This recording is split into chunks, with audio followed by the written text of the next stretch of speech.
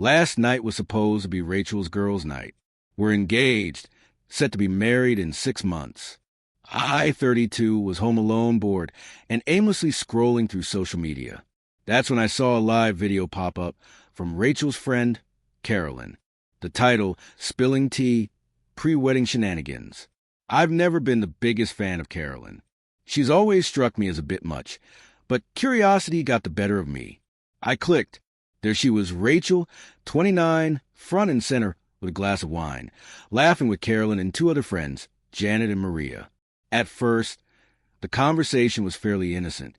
Wedding stress, venue deposits, dress fittings. But then Carolyn turned to Rachel and smirked. So, how's Mr. Perfect really holding up? Rachel let out this loud, dismissive snort. Oh my God, Patrick, he's so clueless. Thinks this whole wedding is just budgets and timelines. He has no idea about the real stuff. Her tone was sarcastic, mean condescending. Janet jumped in next, teasing about how Rachel was planning to re-educate me on home decor once we're married. Out with the bachelor pad beige. They laughed. Then Rachel, slurring just slightly, added, Honestly, sometimes I think he's more in love with his job and his savings account than me, but that's fine. He's manageable. Good salary. He'll fund the dream house, the vacations, once I train him up a bit. That last part made my stomach twist. Carolyn chimed in. Girl, you've got him wrapped around your little finger. Rachel smiled proudly. Pretty much. He's so predictable, so safe. He'd never suspect a thing. Thinks I'm just his sweet little angel. Then she made this mock innocent face, batting her eyes. That's when she said it. He's so clueless. And they all burst out laughing again. It was like a light went out in my chest. This wasn't just venting. It was cold, calculated contempt. I wasn't angry. At least not then. Just clear. Crystal clear. I typed into the live chat under my real account name. Am I? The comments were flying, but Carolyn caught it. Her expression changed immediately. Oh, Rachel, she muttered, pointing at the screen. Rachel leaned in, squinting. The second she saw my name, her smile vanished. She went pale. Oh my God, Patrick. I typed again. Rachel, since you're sharing with everyone, let's be clear. The wedding is off. Engagement over. You can keep the dream house funded by someone else. Have a good night. She started fumbling with her phone, her hands shaking, trying to end the stream. Carolyn, stop it. In the stream, she was shouting. The last thing I saw before it went black was her horrified face and her stunned friends. My phone started going wild.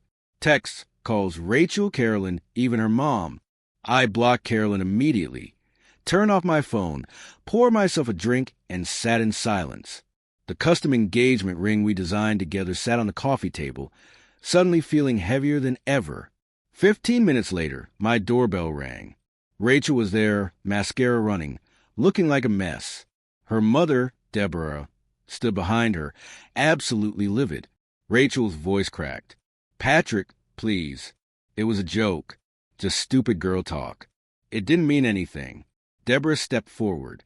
Young man, you have humiliated my daughter over a silly prank. You can't just cancel a wedding in the comment section. I looked directly at Rachel. Was it a joke when you said I was clueless? That I was manageable? That I'd fund your dream life while you trained me? She looked panicked. No, I mean, yes. Yes, I said it, but it was the wine. And Carolyn was egging me on. You know, I love you. I stayed calm. I don't think you do. And I definitely don't love the person I just saw in that video. Deborah cut in again. This is outrageous. We've paid deposits. Guests are invited. You will fix this. With all due respect, I replied. Your daughter publicly humiliated me and revealed that she sees me as nothing more than a paycheck. The only thing that needs fixing now is untangling our lives. The wedding is off. That's a final. Rachel started sobbing. My dress, the venue, everyone saw it. You ruined everything. No, I told her. You did that, Rachel, when you decided to broadcast your true thoughts to the world. Eventually, I told them both to leave.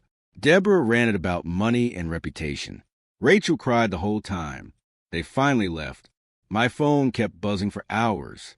Some texts were angry, others confused.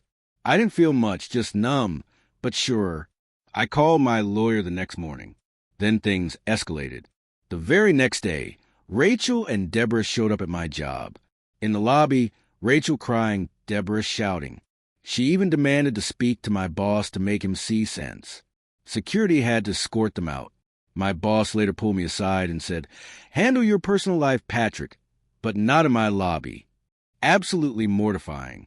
Then came the legal threats. Rachel, through a new lawyer, Mr. Samuel, demanded I pay her $10,000 for non-refundable wedding costs plus $5,000 for emotional distress and public humiliation. The gall, my lawyer, Christine, absolute shark, bless her, responded with a very polite letter explaining that Rachel had publicly and voluntarily violated the implied terms of our engagement by defaming me in front of an audience and demonstrating zero intent to marry in good faith. We also noted that she was the one who chose to live stream her real thoughts. Not me. Rachel seemed genuinely convinced she's done nothing wrong. Carolyn, ever the instigator, has been posting vague social media rants about toxic men and weak egos who can't handle strong women. Okay, Carolyn. Interestingly, Rachel's dad, Gregory, actually called me. He's always been more reasonable.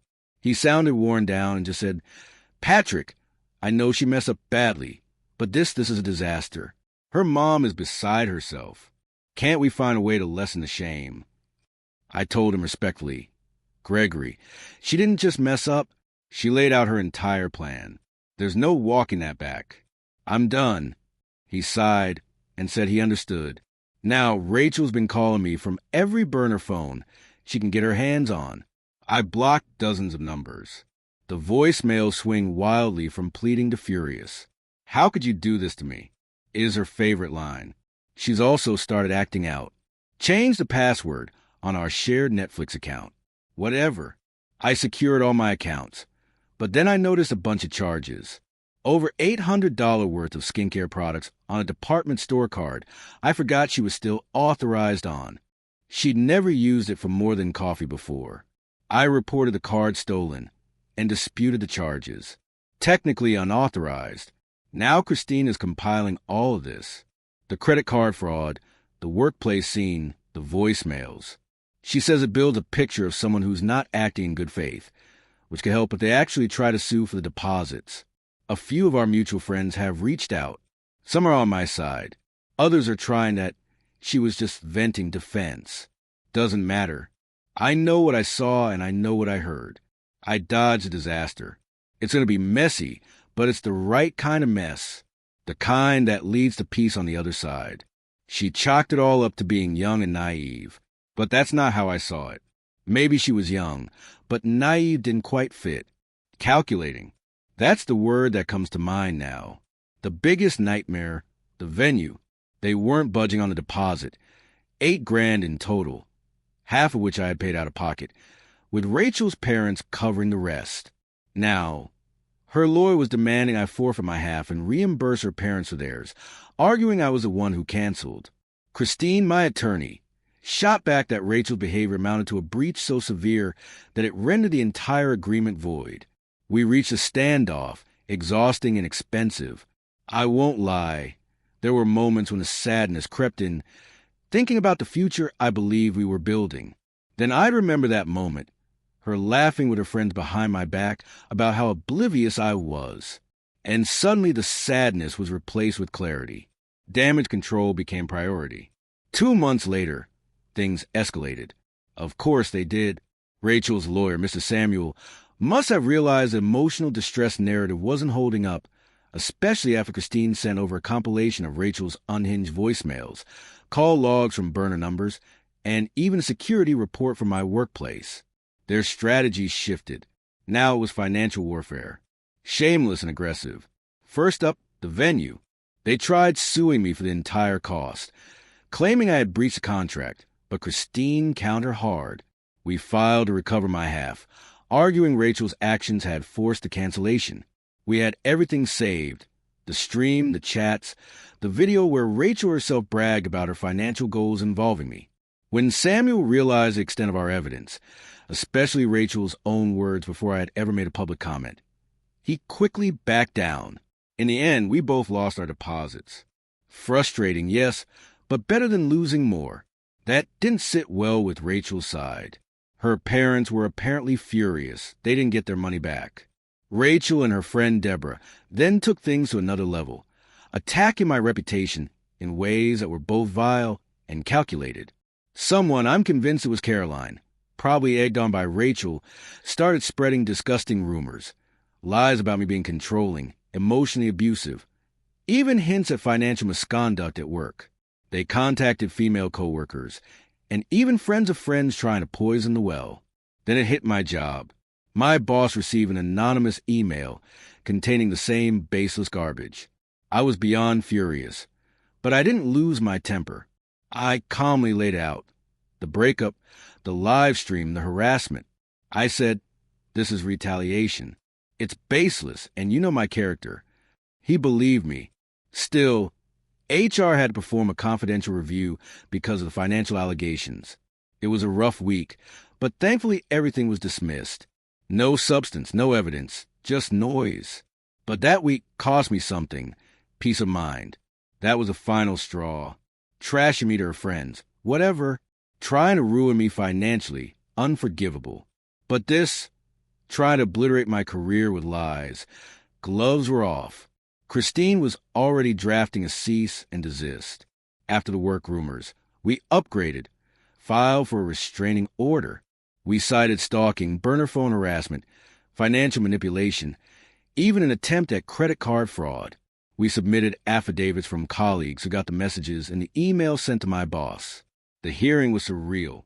Rachel showed up playing the broken-hearted damsel, all watery eyes and innocence. Deborah was scowling and Caroline smirking in the back until the judge told her to sit down or leave. Samuel tried to spin the tale of the jilted fiancé. Christine calmly queued up the recordings, the stream, the clueless remark, the manageable comment, the part where she said my salary would pay for her dream house. Then came the workplace harassment, the fraud, the relentless calls, and finally the kicker. When Christine brought up the anonymous messages and emails, Rachel muttered, "Caroline, you weren't supposed to," loud enough for our side to hear. Samuel looked like he wanted to vanish into the floor. The judge didn't hold back. He gave Rachel a lecture on accountability and the seriousness of making false accusations. He granted the restraining order, 100 yards minimum, no contact by any means, and no third-party messages either. Caroline looked like she bit into a lemon.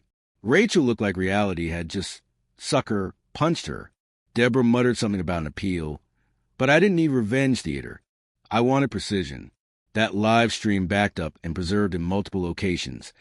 It's my insurance policy against any false narrative she might try to spin. I severed all financial connections. Every card, every joint account, every lingering link. If it was mine, she was out. If it was hers, I stepped back. She said she wanted to be independent. Fine, independence granted. The restraining order now means she can't lay a finger on my life without legal consequences. Christine also sent a pointed letter to Mr. Samuel warning of a defamation lawsuit of Rachel or anyone acting for made more false claims. Caroline was specifically named.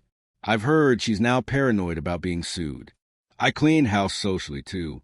The so-called friends who try to guilt me into giving her a break. Gone.